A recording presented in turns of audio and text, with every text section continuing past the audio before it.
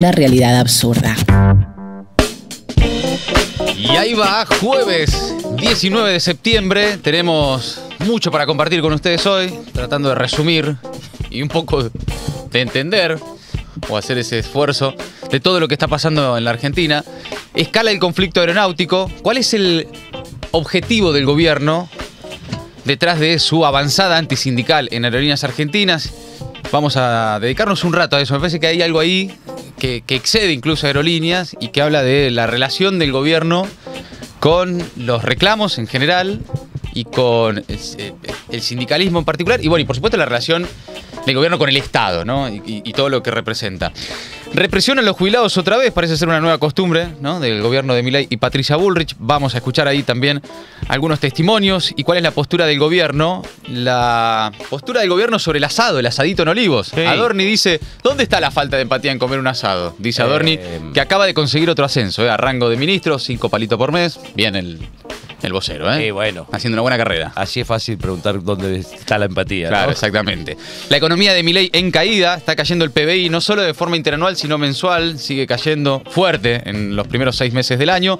Hoy hay paro en el Garrahan, la situación del Garrahan es crítica y nos vamos a dedicar un rato también a eso y a contar qué está pasando. Hubo novedades, aunque no lo crean, con la represión del 2001. ¿Ves? ¿Y cómo, Colomba? Hace un montón ya de eso. Bueno, hubo novedades, una condena histórica y por primera vez condena firme para los responsables políticos de una represión. En este contexto es una notición.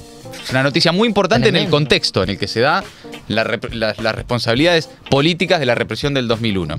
Bueno, y entre otros temas también que vamos a ir desarrollando a medida que esto avanza, dejan un like, un comentario, luego los leemos. Saludos a los que aparecen, los veo después durante el día de otros países. Me encanta eso. Vienen Chile, Uruguay, México, hay de España también. A ver cómo están los que lo gobiernan, loco.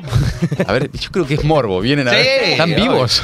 Sí, sí. ¿Esta gente vive? Obvio. Es lo de ese cómico que habla el que está en el hospital, el caballo en el hospital, es medio de eso. Sí. Bueno, arrancamos a resumir.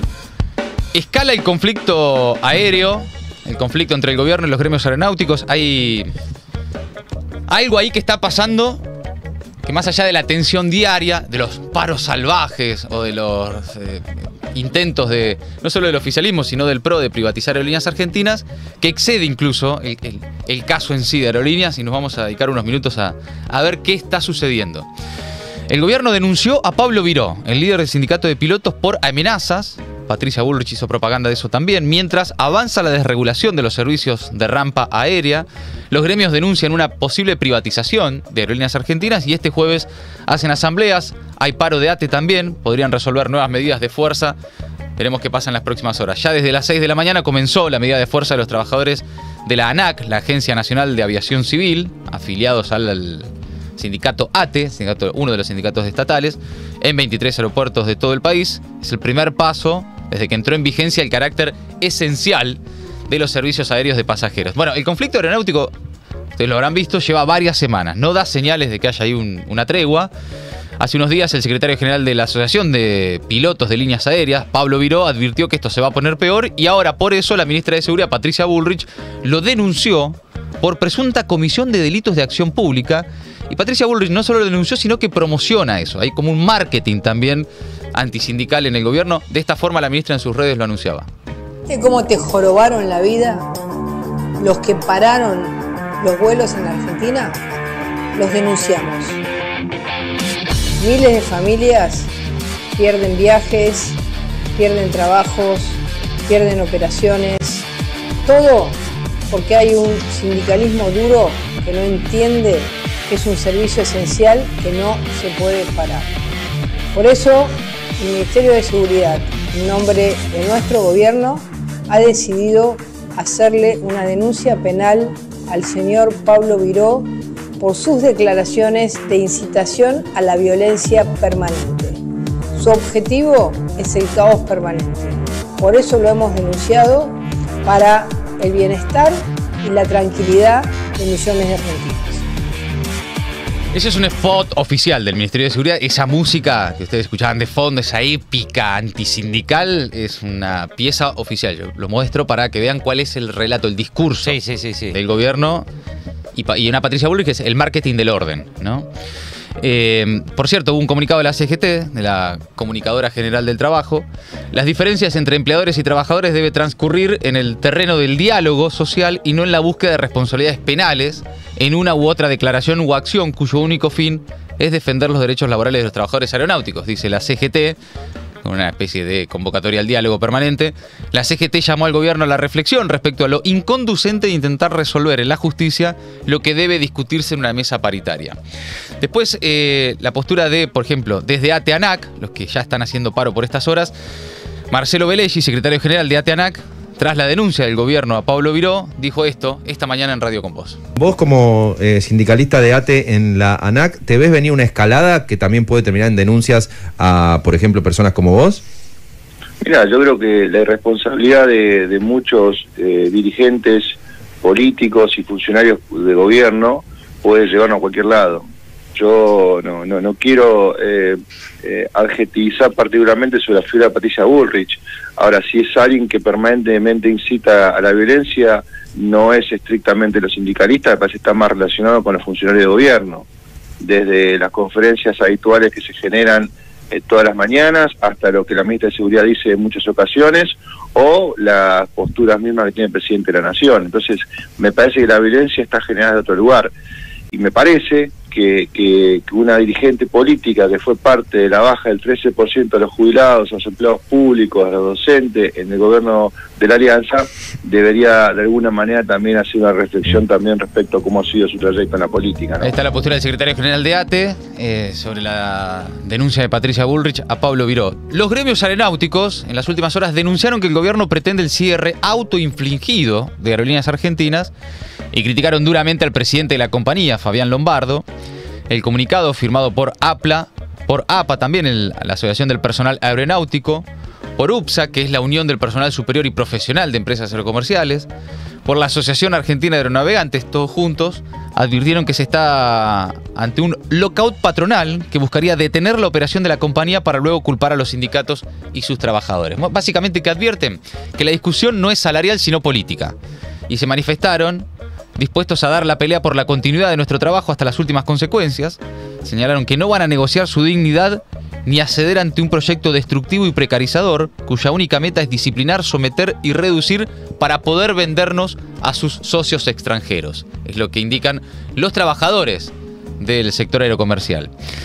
Bueno, este jueves los gremios realizan una asamblea conjunta de lo que, bueno, veremos que surge, posiblemente nuevas medidas de fuerza.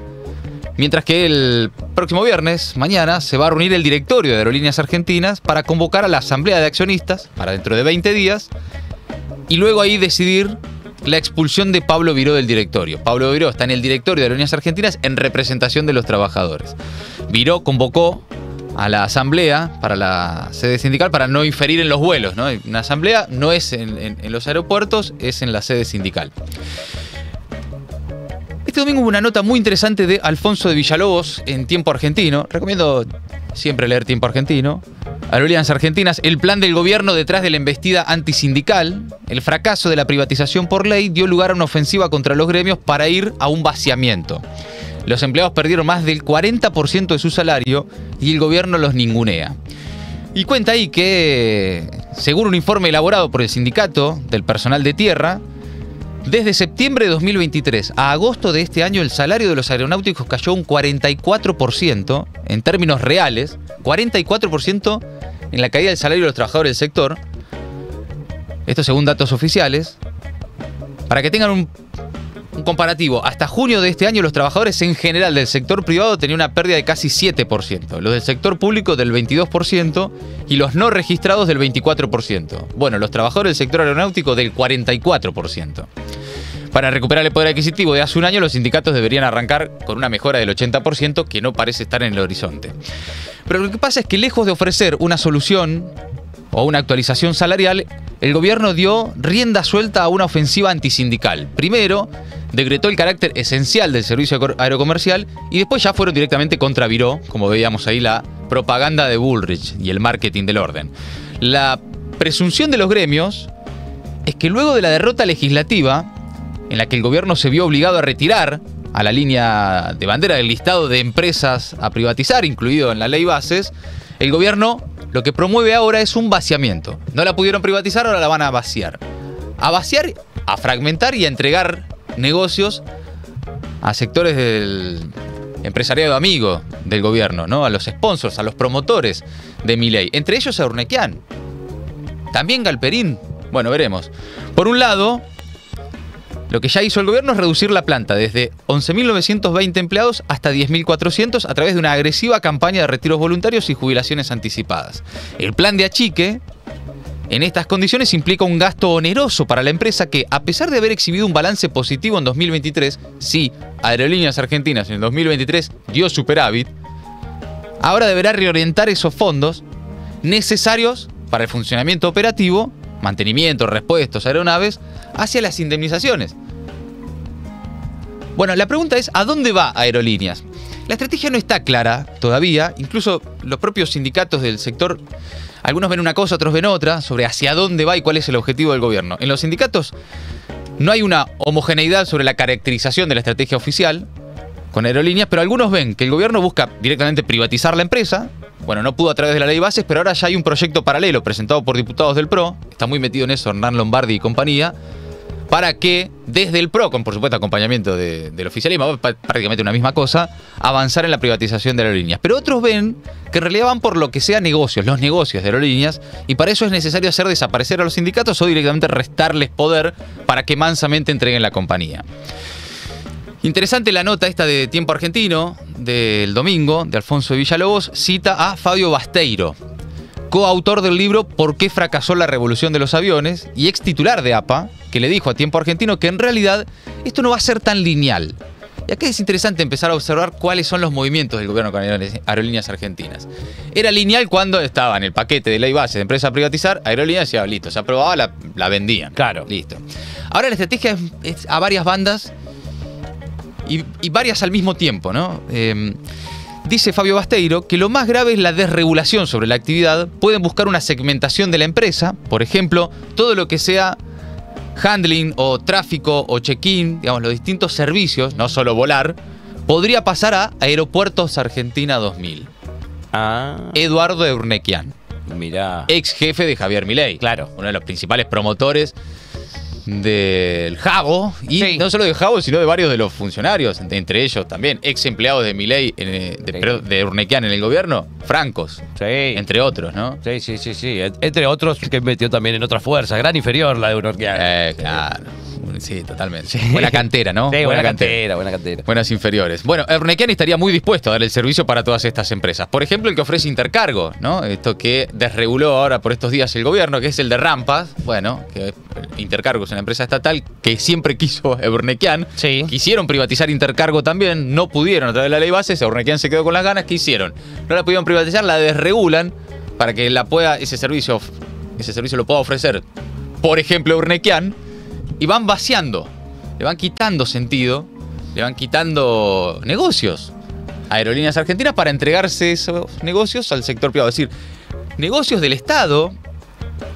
El año pasado, al menos, Aerolíneas Argentinas fue una empresa superavitaria del Estado. No es una empresa que da pérdidas, como se hacía en los 90, que era, estas empresas no funcionan, dan pérdidas, se van los recursos del Estado en sostener empresas que no funcionan, Sí, etcétera, como etcétera. se decía, de los trenes gastan no sé cuántos Claro. miles de pesos por día para mantenerlos. Lo que hay que decir es que el caso de Aerolíneas Argentinas, por lo menos el año pasado, tuvo años de déficit. Después hay que ver si es déficit fiscal con razón social o si vos lo querés simplemente ver en una planilla de Excel. Pero incluso para los que ven solo una cosa en planilla de Excel, solo la estrategia en planilla de Excel, el año pasado dio superávit a Aerolíneas Argentinas. Bueno, Urnequian, pero también dice Fabio Basteiro, hay una versión muy fuerte de que Mercado Libre, que ya tiene 6 aviones de la empresa Gol en Brasil, podría hacer un desarrollo con el sector de cargas en la Argentina. ¿Y para eso qué necesita? Bueno, que le participen un poquito de aerolínea, en unos aviones, Un poquito. que le regulen algún sector de los servicios que ofrecen aerolíneas para entrar también y que haya aviones de Marquitos Galperín Una en la ayudita, Argentina. una Claro. ayudita. Qué bueno, re bien puede funcionar, porque Urnequian ya tiene todo el control de los aeropuertos, puede tener Sí. el de las rampas, el otro tiene la distribución de paquetes. La última vez que alguien concentró tanto eso fue Jabram. Sí, terminó suicidado. Sí, terminó muy bien eso. Sí. Sí. Sí, todo lo que es ingreso y egreso de la Argentina en manos de uno o dos personas. De una persona, dos, Sí. que charlan entre ellos y arreglan, es Suele ser un problemático, poquito ¿no? peligroso también, ¿no? Bueno, para Basteiro, la segmentación es una posibilidad, la privatización es otra y el achicamiento otra, que implicaría transformarla en una compañía que cumpla el rol social y acompañe otro proceso que dé lugar a negocios de ellos con, por ejemplo, fondos de inversión que necesitan lavar plata. Como por poner un ejemplo, ¿no? Bueno, en fin, ese panorama que no es solo Aerolíneas Argentinas lo que acá está en discusión, ni siquiera es solo el sector aeronáutico, es un ejemplo, me parece muy ejemplificador el caso, el conflicto aéreo, sobre lo que en realidad quieren hacer con el resto del mercado laboral en la Argentina y con las empresas del Estado, ¿no? Por eso a prestarle atención, y porque no es algo que solo le importa a los que viajan en avión. Muchos dicen, yo no viajo en avión, ¿qué me importa? Viaja la clase media. No, pero hay un montón de gente que no viaja en avión y creen que en la privatización de Aerolíneas Argentinas está su prosperidad. Sí. La mía, la que yo no tengo, está en que mantengan a estos sindicalistas corruptos que hacen paro y no dejan viajar a la gente. Entonces, privatícenla, que va a funcionar bárbaro y además el Estado no va a gastar más un peso y entonces mi prosperidad estará garantizada. Luego se verifica que no es así, como ya ha ocurrido en otros casos en la historia Sí, argentina. aparte de perder patrimonio del Estado, digamos, es como que tu casa se le pinchan 2 caños, le falla el gas y no sé qué, la solución es vender la casa y quedarte sin casa, no sé. Sí, no, por supuesto, pero además, bueno, después, ni entramos en ese debate todavía, pero es la función social de una aerolínea de bandera. ¿Cuál es, por ejemplo? Mirá, dice también la nota de Alfonso Villalobos, la medida de desregulación del sector, la desregulación completa del mercado aerocomercial y la derogación de una parte sustancial del Código Aerocomercial tiene de fondo la entrega de los cielos a empresas de todo tipo y por lo tanto la inviabilidad de la línea de bandera, que escuchen este dato. Aerolíneas Argentinas opera 38 rutas de cabotaje, 38 rutas de viajes dentro de la Argentina. 21 rutas de esas 38 las hace solamente Aerolíneas Argentinas. ¿Por qué? ¿Porque otras aerolíneas no pueden? ¿Porque Flybondi no quiere? Claro. Porque, no sé, ¿cuál otra? ¿Qué sé yo? Sí, porque hay mucho viento, no sé. No lo hacen porque no son rentables. ¿Por qué no son rentables? Bueno, porque la conectividad de los viajes en la Argentina, la conectividad de las provincias y de las personas que necesitan viajar por la Argentina no es un negocio rentable para algunos empresarios del sector privado. Pero es una función social de una aerolínea de bandera. Como fueron en su momento los trenes de larga distancia, etc. Sí. Pero vean el número, ¿no? 38 rutas de cabotaje tiene Aerolíneas Argentinas. 21 de esas 38 las hace solo Aerolíneas Argentinas. Por supuesto que no va a ser esas rutas. Es un montón. Esas rutas no serían reemplazadas por Flybondi. Simplemente dejarían de volar. Dejaría de volar la aerolínea y dejaría de volar cualquiera y entonces la ruta desaparecería, ¿no? Bueno, en fin, dejo esto acá en pausa. El conflicto está picante y va a seguir escalando, pero para poner un poco en contexto lo que todo el tiempo vemos en los medios, que son paros salvajes o gente ahí con la valija en el aeropuerto recaliente y con razón diciendo, bueno, privaticen esta mierda, yo quiero viajar y qué sé yo, y la bronca también de los que no pueden, y la fake ¿no? news que dan vuelta Sí, permanentemente sobre este tema, ¿no? Bueno, cambiamos de tema. Represión a los jubilados otra vez. Parece ser la nueva costumbre, parte del paisaje ya lamentable en la Argentina de Milei, cada miércoles con Patricia Bullrich jugando a los soldaditos en la calle. Ya van 4 miércoles seguidos que reprimen jubilados en el Congreso. Dato, ¿no? Como que, ¿qué va a ser la cosa? ¿Va a seguir así? Cada miércoles los jubilados van a ir al Congreso a protestar, como vienen desde hace rato movilizando, y cada miércoles los van a reprimir. Pocas horas después del asadito en Olivos, para festejar el veto a los jubilados, las fuerzas de seguridad desalojaron otra vez una movilización de jubilados en el Congreso. Un grupo de 200 efectivos de infantería y de detención de la Policía Federal para 600 jubilados y jubiladas que circulaban alrededor del Congreso. Una desproporción total. Que fueron a pedir un aumento de emergencia. Lo que piden cada miércoles: la recomposición de los saberes, la restitución de la cobertura de los medicamentos al 100% del PAMI y al resto de las obras sociales, entre otros reclamos, ¿no? Mientras marchaban por la avenida Entre Ríos, la policía inició ahí el operativo de Patricia Bullrich, empujones, gases. Según reveló la Comisión Provincial por la Memoria, hubo al menos 10 heridos con lesiones químicas, entre ellos la diputada nacional del Frente de Izquierda, Vanina Biasi. Bueno, acá vemos uno de los jubilados que fue vaciado, que se descompuso. Es terrible, la verdad, la violencia con la que actúa la Policía Federal, con la que actuó especialmente en esta manifestación hoy.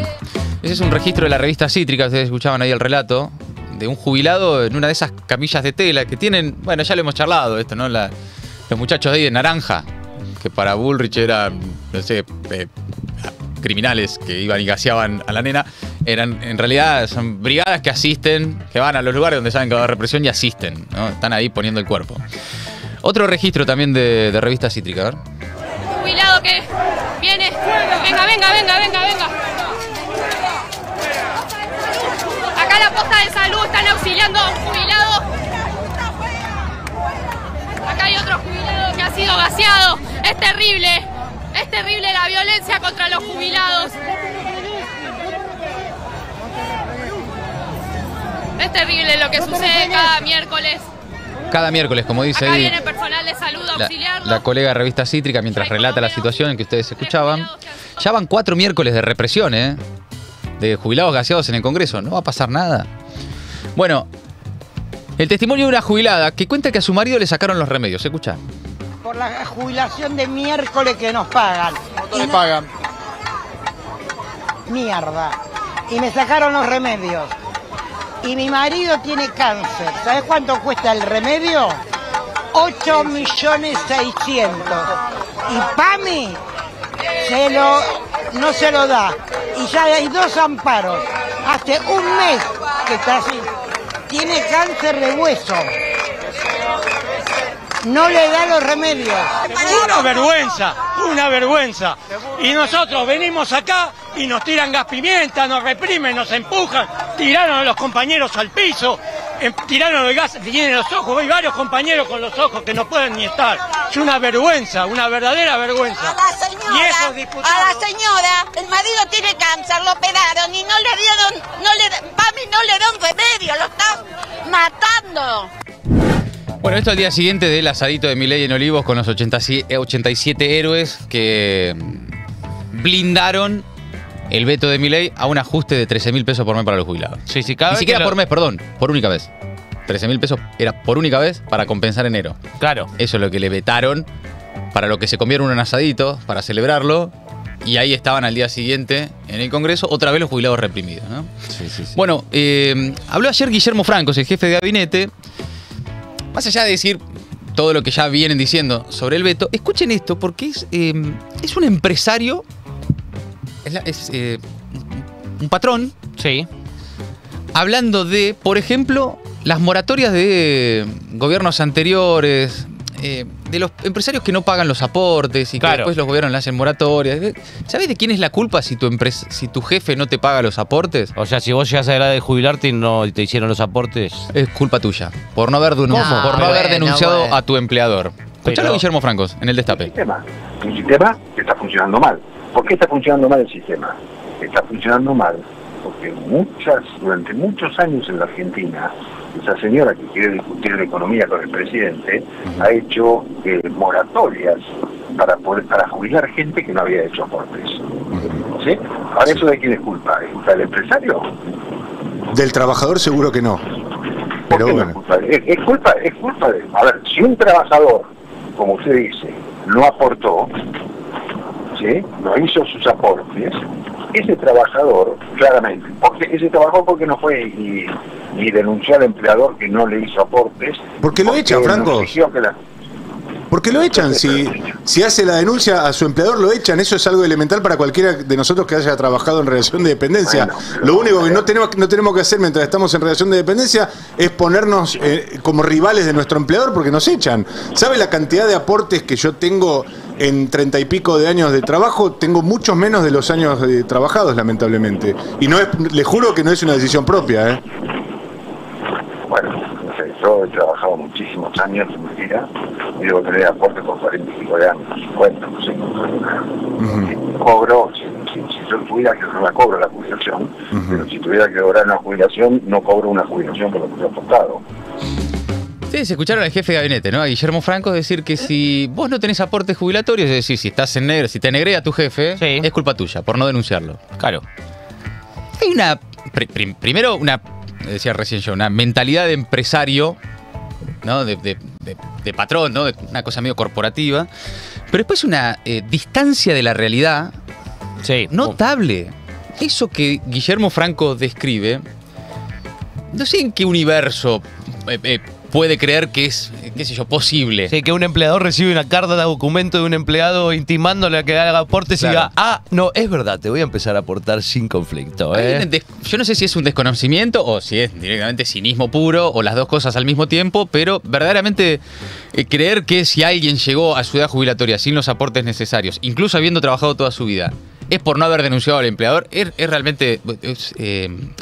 Es de un desconocimiento de la realidad notable. Y es lo que de lo que venimos charlando. Están desenchufados de la realidad. Un gobierno que se suponía que venía a empatizar y a representar la bronca, sobre todo los sectores que ya la venían pasando mal, se los ve totalmente desenchufados de la realidad con ese tipo de declaraciones. Y una cosa más que es, digamos, que es parte, digamos, de las características de esta gente, que es cómo se referencian en ellos mismos, ¿no? Sí, bueno, sí. yo hice tal cosa, Claro. o sea, como si vos fueras... Vos trabajaste en el BID, qué sé yo, hasta el año pasado. Dale. Sos parte de un Estamos hablando gobierno, de gente que loco. O sea, trabaja. se supone que estás representando Sí. una cantidad de gente, una masa de gente. Pero bueno, yo creo que cualquiera que haya escuchado eso y alguna vez haya trabajado en su vida o conozca gente que haya trabajado alguna vez en su vida, sabe que lo que dice Franco es una realidad artificial.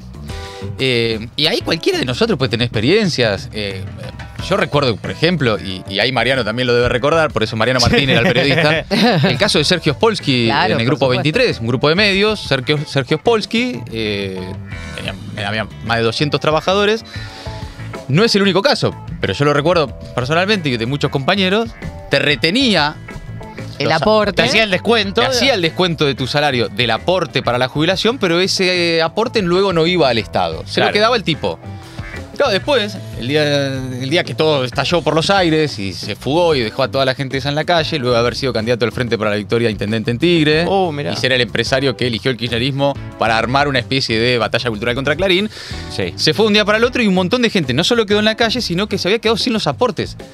Todos teniendo que ir a ANSES a hacer una denuncia de, che, mirá que yo trabajé todos estos años en blanco y el tipo me Se la retuvo, quedó. mostrar la factura. Claro. Realmente menciono un caso, pero así miles.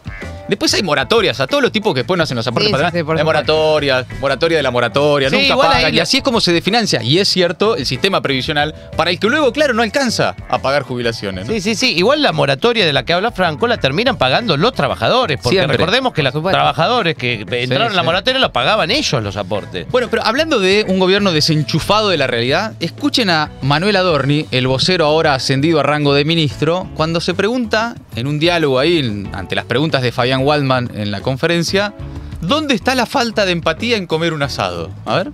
No termino de entender cuál es el paralelismo entre comer un asado, que de hecho lo pagamos entre todos, o al menos yo lo pagué. Los demás creo que también porque estaban No, haciendo está la bien. filita. Más que nada, yo te No sé hablaba- cuál es el paralelismo que Y haces la entre comer un empatía, asado y el jubilado. Y la empatía con el resto de la gente, que en estos momentos, de hecho, el consumo de carne es el peor en la República Argentina en muchísimos años.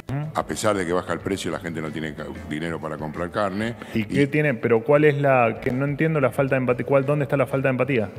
Y la falta de empatía es que una persona que cobra 235.000 pesos no se puede dar el lujo de gastar 20.000 pesos. en Pero un asado. no me estás contestando. ¿Cuál es la falta de empatía? Justamente eso. Sí. Celebrar, Si hay un gobierno- celebrar, independientemente que digas que fue una celebración o no, porque de hecho hablé con gente que estuvo allí y estuvieron charlando, departiendo, haciendo bromas. Fue su celebración, es un asado, como todo argentino cuando Pero se te junta. repito, ¿y qué tiene que ver eso con la falta de empatía? Y estamos hablando con gente que no alcanza a pagar el... Bueno, está claro Pero el planteo ¿dónde de está la Fabián falta de empatía en y comer está un claro asado? que el No tipo, él cree que no hay ninguna falta de empatía. O en charlar No, en un asado, en charlar en un asado, en comer. En hacer un asado Claro. para reunir Sí. a los diputados que votaron en contra de un aumento jubilatorio. Claro. Es decir, hacer un asado para celebrar que políticamente lograste vetar un aumento jubilatorio de 13.000 pesos para los jubilados en la Argentina. Eso es lo que describe falta de empatía, no juntarte a comer un asado. Sí. Y no es una reunión de trabajo, un asado. Chicos, en serio, parece mentira que haya veces que aclarar algunas cosas, porque muchos de los diputados que fueron, no, yo fui a una reunión de trabajo. Dale. Tomaban un No hay vinito. reuniones de trabajo productiva de 80 personas. Primero, vamos a empezar por ahí. Con un asadito. Me encanta. Yo los felicito, digo, todo bien. ¿Quién pudiera, no? Juntarse a una reunión de laburo, comer un asadito, tomar vino de 18.000 pesos, etcétera, ¿no? Pero la bronca, todo lo que pueda llegar a generar eso que ustedes escuchan de Adorni, no tengo ninguna duda, esto es percepción, simplemente, que esa desconexión de la realidad, de no entender que efectivamente ahí hay una falta de empatía y que esa es la lectura que están haciendo cualquiera de los que podemos conversar nosotros en nuestra vida cotidiana, hayan votado a quien hayan votado, esa lejanía de la realidad empieza a tener impacto también en la gestión, que ahí es donde empiezan los problemas también, ¿no? Vos podés estar desconectado de la realidad, discutiendo pelotudeces, pero gestionando bien, decís, bueno, listo. Ahora, cuando eso empieza a tener impacto también en la gestión, empieza a ser un problema. Dicho esto por un tipo que acaba de conseguir un ascenso dentro del gobierno y que va a cobrar más de 5 millones de pesos por mes también, ¿no? Ah, bueno. Buena Ahí paritaria. está. Empezó el rebote en B para Adorni. Adorni consiguió otro ascenso. Manuel Adorni dependerá directamente de Javier Milei, según el nuevo cargo que se dio a conocer a través del boletín oficial. De esta manera, el vocero presidencial tendrá rango y jerarquía de ministro. El cambio vendrá acompañado, obviamente, de las mejoras salariales correspondientes y está bien, porque si no lo estarían cagando. Te dan un ascenso y no te dan el aumento. Jefe. Más responsabilidad. Este ascenso con incremento salarial no será el único. También lo obtendrán Karina Milei, secretaria general de la presidencia. Ah, mirá. Javier Herrera Bravo, el secretario legal y técnica. Eduardo Serenellini, en prensa. Algún día voy a traer, algún día vamos a hacer un especial de las gacetillas que llegan todos los días de las actividades de el secretario de prensa Eduardo Serenellini. ¿Actividades de él? Sí. No, que escribe no sabe lo que. No. Oh. Las reuniones que tiene, las fotitos que se saca todos los días. No. Algún día lo voy a armar aparte y vamos a hacer un día en la vida de Serenellini. Dale. Bueno, entre otros, ¿no? Está Sergio Neifer a cargo de la CIDE también. Bueno, todos ascensos en el organigrama del gobierno. Pero por supuesto, ahora todos con rango de ministro y los sueldos correspondientes. O sea, todo lo que era Milei arrancando cartelitos de ministerio quedó en el título nada más, porque ahora hay secretarías que tienen rango de ministerios, como que si tuviera 5 ministerios más, dijiste. Sí, no es afuera, es adentro. Adentro y así. Mirá qué bien. Solo los nombres, los títulos. Ni hablar la pyme que tiene Adorni en el gobierno, ¿no? Sí. Una pyme personal y familiar. Una pyme familiar en el gobierno. Bueno, todo esto mientras, noticia de ayer, dato oficial del INDEC, la economía de Milei sigue en caída. El PBI cayó 3,4% en 6 meses. Básicamente, la economía en su totalidad, ¿no? Es el PBI. Son datos del INDEC que revelan que no hay ni recuperación en B corta, en B larga, en W. En J. No hay una pipa de Nike, como decían algunos, ¿se acuerdan? No hay ninguna de esas metáforas, letras, gráficos para decir lo que dicen en economía, que es que ya estamos en la salida de la recesión. Bueno, los datos oficiales del INDEC dicen que Toto Caputo miente. La reducción del 3,4% es consecuencia de una caída del 5,2% en el primer trimestre y de una baja del 1,7% en el segundo trimestre. Es decir, lo que te van a vender probablemente los libertarios es, en el segundo trimestre, ojo, cayó menos que en el primer trimestre. Eso indica que estamos saliendo. No, indica que seguimos cayendo, según los datos oficiales del INDEC. Por supuesto, ahí también lo que hay que ver es cómo se va primarizando la economía. ¿Cuál es el modelo que propone Milei? La construcción, la industria y el comercio estuvieron entre los sectores más golpeados, mientras que las actividades primarias del campo, del agro, mostraron una fuerte recuperación respecto del segundo trimestre de 2023, siempre, recordemos, comparado el segundo trimestre del año pasado con la sequía más brutal de los últimos 100 años en la Argentina, ¿no? Claro, que eso casi también que es inevitable hay que ponerlo que estén mejores las cosas. Pero es campo, ahora. agro y pesca, o sea, más primario no se consigue. Exactamente. Bien, amigos, avanzamos. Tómense un mate. Tengo todavía un poquito más, algunas noticias más, pero relajen. Bueno. Porque me parece que recién lo de Adorni nos hizo enojar mucho. Y vamos a tomar un mate. Es demoledor, la verdad. Y sí. Es que hay que tratar de tomarse un omeprazol, algo. Es bravo, sí. Pero por eso, matecito, con toda la responsabilidad afectiva que puedo, les voy contando las noticias del día. Tratamos de reír un poco. Responsabilidad informativa se llama. Sí, exactamente. Pero las noticias no son buenas, está claro. Lo vamos a desarrollar porque tiene que ver también con lo que está pasando en el Hospital Garrahan. Algo ya veníamos contando, un conflicto que viene creciendo. Y hoy hay paro en el Garrahan, un paro de 24 horas. Hay sus profesionales y técnicos. Hacen una marcha de las 10:30 desde Pichincha y Brasil, ahí en la Ciudad de Buenos Aires, al Ministerio de Salud de la Nación. Es básicamente el Garrahan. hay que explicar lo que es el Garrahan. Bueno, es una institución de altísimo prestigio internacional. Le salva la vida a los pibes todos los días. Pediátricos, claro. Es un hospital pediátrico. Reconocido como el mejor de Latinoamérica. Depende directamente de Nación y está siendo brutalmente desfinanciado.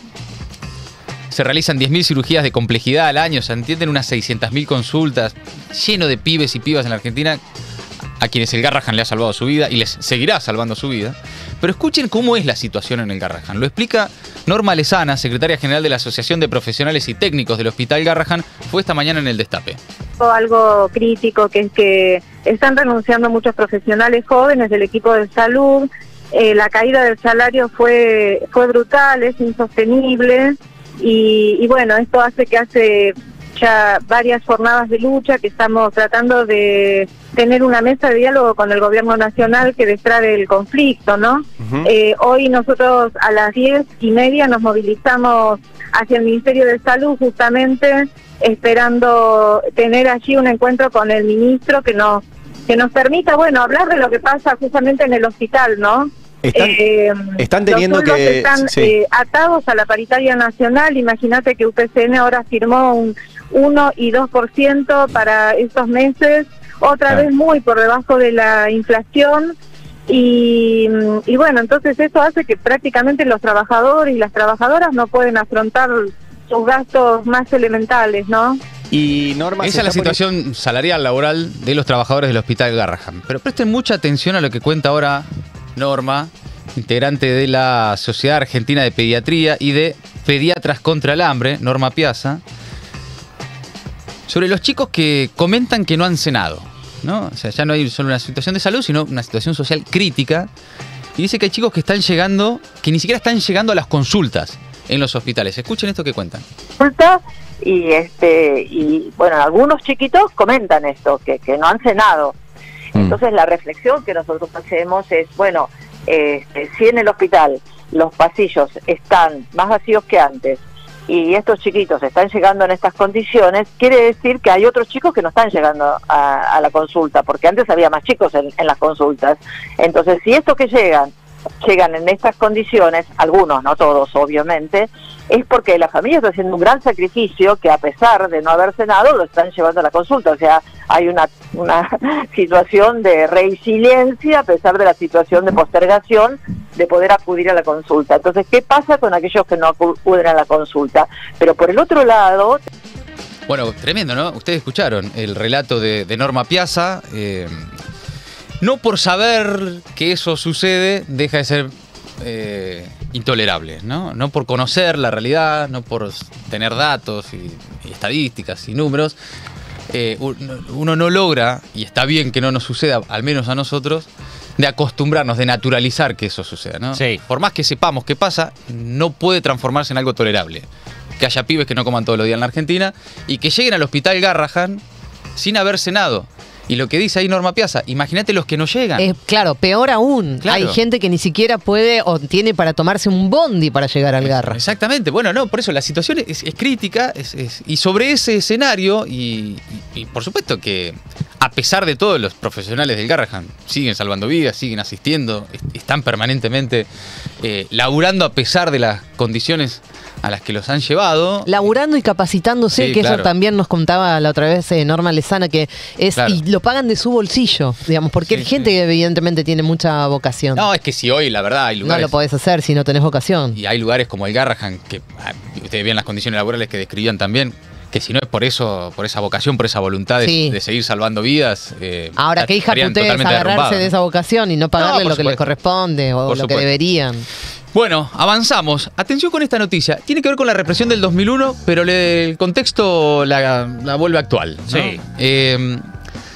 Porque además, en este marco se da una condena histórica. Por primera vez, condena firme para los responsables políticos de una represión. Cuando faltan 2 meses para que se cumplan 23 años de la brutal represión en medio de las manifestaciones contra la gestión del entonces presidente Fernando de la Rúa, 20-21 de diciembre del 2001, la Corte Suprema de Justicia dejó firmes las condenas a prisión de Enrique Matov, el ex secretario de Seguridad del gobierno de la Alianza, y también del ex jefe de la Policía Federal, Rubén Santos. Los que vivieron esos años se acuerdan, Matov, Santos y esa dupla. Sí. En el marco de la causa que investigó los homicidios de Alberto Márquez, Gastón Riva, Carlos Almirón y Diego Lamaña, y la tentativa de homicidio de Martín Gali y Paula Simonetti, además de las lesiones en distintos grados cometidas en perjuicio de por lo menos 117 víctimas que se pudieron corroborar. La represión se desató también en el interior del país, que esta es otra parte que por ahí no se cuenta tanto, porque todo, al haber sucedido en la Plaza de Mayo y demás, las imágenes nos quedan de ahí, ¿no? Pero pasó en todo el país, 38 muertos y decenas de heridos también en toda la Argentina. Bueno, en su fallo, la Corte Suprema de Justicia declaró inadmisibles los recursos extraordinarios que habían sido presentados por las defensas de ambos condenados, por lo que quedaron firmes 23 años después también, por cierto. Sí, pero bueno, están, y el contexto y el marco son importantes.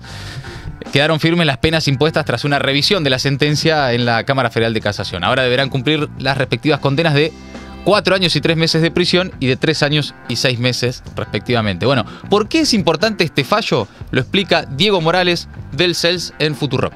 Todas estas personas fueron condenadas por el siguiente hecho, ¿no? Sí. Haber autorizado la represión y no haber supervisado el comportamiento de los funcionarios policiales en la calle.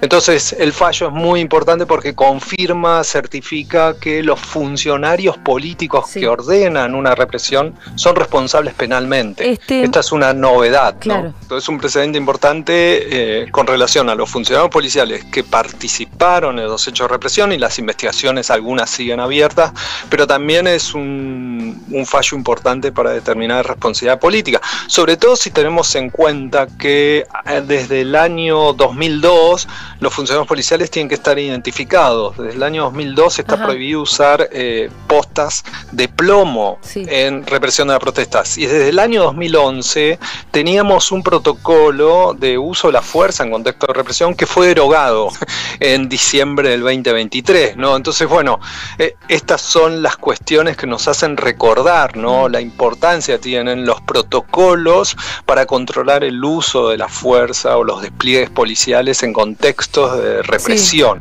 Es interesante porque corrobora la Corte Suprema de Justicia, certifica que las órdenes de reprimir son responsabilidades políticas, no policías que, se pasó de mambo y le gaseó a la nena. Justo le pegó de más, excesos, ¿no? No, hay una decisión política que ordena reprimir y las responsabilidades de esa represión son políticas. No, viste, que esta cosa que queda, no, se pasó de rosca la policía. No, hay una decisión política y se tienen que hacer cargo los responsables políticos. Bueno, actualizamos cosas que han pasado en los últimos minutos. Arrancamos este resumen hablando de Aerolíneas Argentinas. Salió Mauricio Macri, que es obsesión, ¿eh? Una obsesión, ¿no? Es como se levanta la mañana, desde que Antonia Macri se lo dijo, papá, ¿cómo puede ser que hay que financiar Aerolíneas Argentinas con los impuestos de los argentinos? La estafa de Aerolíneas Argentinas, tuitea Mauricio Macri, con el relato de siempre, ¿no? Es los gremios. Exactamente. Es básicamente eso. Bueno, especialmente el mismo discurso antisindical que históricamente ha tenido el macrismo, y él en particular con este sector, ¿no? Evidentemente hay un interés personal, a esta altura, uno no puede negarlo, de Macri en el mercado aerocomercial. Sino, ¿cómo es que te obsesiona tanto Aerolíneas Argentinas, ¿no? Como con la privatización de los clubes de fútbol. Hay son como sus kioscos, digamos. Sí, claro. Es donde tiene amigos que quieren hacer negocios, básicamente, y ahí está Macri. Amigos generosos. Muy preocupado, Mauricio Macri, por todo eso. Bueno, en fin. Pasemos ahora a Javier Milei, que acaba de publicar un video. Sí. No lo vi esto. Sí, cuidado. Que básicamente trata el kirchnerismo como un virus. Sí. A ver, vamos a escucharlo. Inteligencia artificial. Los infectados perdieron toda capacidad de pensar por sí mismos. Hace 12 años el virus QK12 comenzó con la destrucción argentina. No solo destruyó cuerpos, destruyó mentes. Los infectados perdieron toda capacidad de pensar por sí mismos, atrapados en una ceguera que los consumió por completo. Muchos eligieron infectarse con el virus solo por conveniencia y a cambio de beneficios. Otros nacieron sin futuro, condenados desde el inicio a una vida vacía. El país se sumió en el caos, caminando sin rumbo y persiguiendo ideales que los llevaron a la ruina. Pero no todos fueron infectados. Algunos resistieron, escondidos en las sombras, esperando el día en que el virus ya no pudiera contagiar. Aunque hoy QK12 sigue presente en muchos, su poder se debilita. La enfermedad sigue, pero ahora ya no contagia, se ha vuelto vulnerable. Y en medio de la destrucción, una esperanza ha surgido.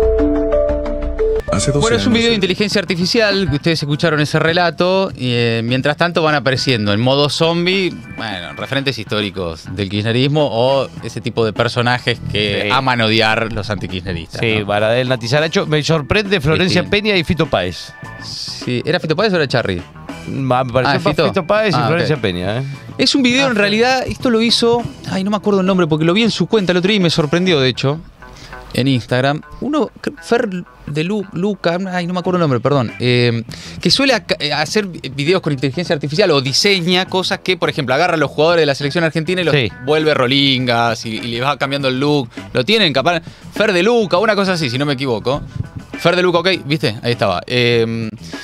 Y lo publicó en sus redes. Y acá, bueno, lo toma Milei, pero es el trabajo de un pibe, qué sé yo ni quién es, pero un diseñador gráfico que hizo esto. Está bien, te puedes enojar un montón si crees con esto. Para mí confirma la desconexión de la realidad del presidente Milei. Yo insisto con eso. Vos te puedes enojar un montón con el discurso, el relato, lo peligroso de tratar a una fuerza película de virus que hay que exterminar, eliminar y demás. El mensaje de violencia política que eso representa es peligroso. Ya ha dado de esto la reciente historia argentina muestras de cómo termina, tal vez luego, con alguien gatillándole en la cara a una persona por el simple hecho de ser kirchnerista, como pasó con la mismísima Cristina Kirchner. Claro. Pero la verdad es que hay ahí también como una cosa de relato endogámico permanente para los convencidos. Me parece que se está encerrando el gobierno en hablarle a los que odian mucho al kirchnerismo, en polarizar, en extremar la discusión política. Y ha dejado el presidente de, insisto, para mí acá hay un dato y una novedad política, de representar, de interpretar esa bronca social que lo había llevado a ser presidente con más del 50% de los votos. Sí, fuera del fanatismo, decís vos. Sí, claro. De ese núcleo duro. Te salís de eso que le está hablando a los propios y esta cosa, que por cierto no hay que desmerecerla ni matizarla porque es peligroso. Es un discurso de violencia política y ya sabemos cómo termina. Tratar a una fuerza política de virus al que hay que exterminar es violencia política y es peligroso. Ahora, en paralelo, demuestra una vez más que les está quedando como recurso hablarle a los muy convencidos, profundizar en eso de los cucas, los zurdos y qué sé yo, mientras la vida real de las personas no está encontrando soluciones en el anarcocapitalismo que viene a proponer Milei. Cuando claramente no era el plan inicial, ¿no? Esa grieta, esa confrontación venía a presentarse como el liberalismo plebeyo y que evidentemente algo se agotó. Claro. ¿Qué es lo que se agotó? Y bueno, que era todo relato. Y que la vida real no cambia, sino que se empeora, se profundiza lo que estaba mal, ¿no? Y hay esa verificación en la realidad de que lo de Milei es un chamullo anarcocapitalista de batalla cultural permanente, medio como una peli en la que vive el tipo de inteligencia artificial, lo aleja y aleja a su fuerza política y está alejando al gobierno, insisto con esto, de la vida real de las personas. Después puede haber ahí un montón de otras cosas, pero para mí como dato novedoso... necesita, profundizar esa grieta, digamos, y rivalizar permanentemente para poder, aunque sea consolidar al núcleo, digamos, de... Pero ¿y si no con qué? Si la actividad económica está cayendo, el empleo está cayendo, el consumo sigue cayendo, se siguen empobreciendo las mayorías en la Argentina, lo ajustaron a los jubilados y se comen un asado. Si no, ¿qué? ¿Qué van a mostrar? Si no, lo único que tienen, más o menos, a modo de relato, es evitamos una hiperinflación del 17.000%. Sí. Así todo, con una caída de consumo histórica, brutal, con el dólar pisado y demás, tenés una inflación de 4 puntos por mes. Ponele que logró, de alguna forma, y no sabemos muy bien cómo, presentar eso como un éxito. Es el único, si querés, y si se lo querés conceder, hasta en términos estratégicos, por su comunicación y por algún tipo de habilidad, vayan a saber qué. Después no hay nada más. La gente está peor que hace 8 meses. Nada. Sí. Ya está, ¿viste? Entonces, ¿qué te queda? Eso, tratar el kirchnerismo de zombie. Vamos. Presentarse por como lo menos no gobiernan los cucas. Claro, presentarse como los únicos que pueden frenar el kirchnerismo. Es para el que todavía le alcanza eso de al menos no gobiernan los cucas. Es relato para esa tribuna. Más allá de que, por supuesto, insisto, y no hay que matizar las consecuencias que puede tener un lenguaje de violencia política que baja de lo más alto del Estado, ¿no? Es que regímenes fascistas utilizan ese tipo de recursos. Sin duda, Bueno, sí, sin duda. Desde los judíos tratados de cucarachas para acá. Exactamente. Bueno, dejamos hasta ahí entonces más o menos las últimas novedades de lo que ha pasado en la Argentina. ¿Qué onda en el mundo mientras tanto, Francesa? Bueno, por si hubiera alguna duda sobre el total alineamiento de Javier Milei con Estados Unidos e Israel, les quiero contar que la Asamblea General de las Naciones Unidas adoptó este miércoles una resolución exigiendo que Israel ponga fin a su presencia, cito, ilegal en el territorio palestino ocupado sin demora y dentro de los próximos 12 meses. Argentina fue uno de los 14 países que votó en contra, al igual que Estados Unidos, frente a los 124 votos a favor y 43 abstenciones. ¿De qué hablamos cuando hablamos de territorio palestino ocupado? Hablamos de Cisjordania junto con Jerusalén Este y la Franja de Gaza. Quiero dejar en claro que cuando Argentina vota como lo hizo en contra, no solo vota en favor de Estados Unidos y sus intereses, sino que vota en contra del derecho internacional. Hace poquitas semanas, la Corte Internacional de Justicia confirmó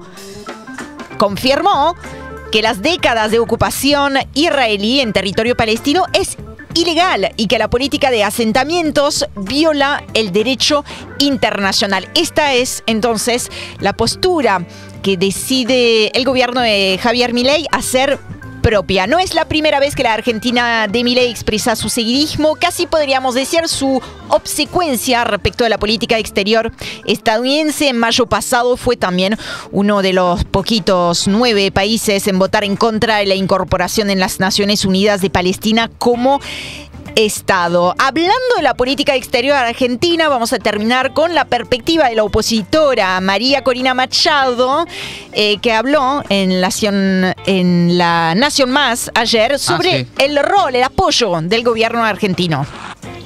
Desafío no es convencer a los gobiernos, muchos nos apoyan, desde luego.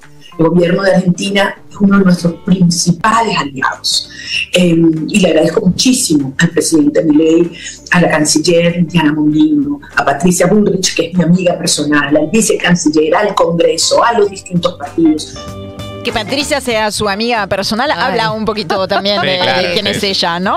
Otra perspectiva bien distinta es la del fiscal general de Venezuela, Tarek William Saab, que anunció el mismo día en que ella estaba hablando con La Nación Más, anunció que pedirá el arresto de Javier Milei, Karina Milei y la ministra de Seguridad, justamente Patricia Bullrich, en relación al caso del avión secuestrado. No sé si se acuerdan de esa historia, ¿no? El avión venezolano. Exacto. Secuestrado y entregado a Estados Unidos. Ahora les iba a contar un par de cosas más, pero prefiero terminar con una noticia de estos ultimísimos minutos, y es que el Parlamento Europeo acaba de reconocer a Edmundo González como presidente legítimo de Venezuela. Una resolución no vinculante, hay que decirlo, motorizada por la derecha, que en esta ocasión se unió para lograr su objetivo con la ultraderecha, o sea que rompió el cordón sanitario. O sea que mientras cada uno hace lo suyo, el gobierno de Maduro hace lo suyo, la derecha internacional y la derecha golpista hace lo suyo,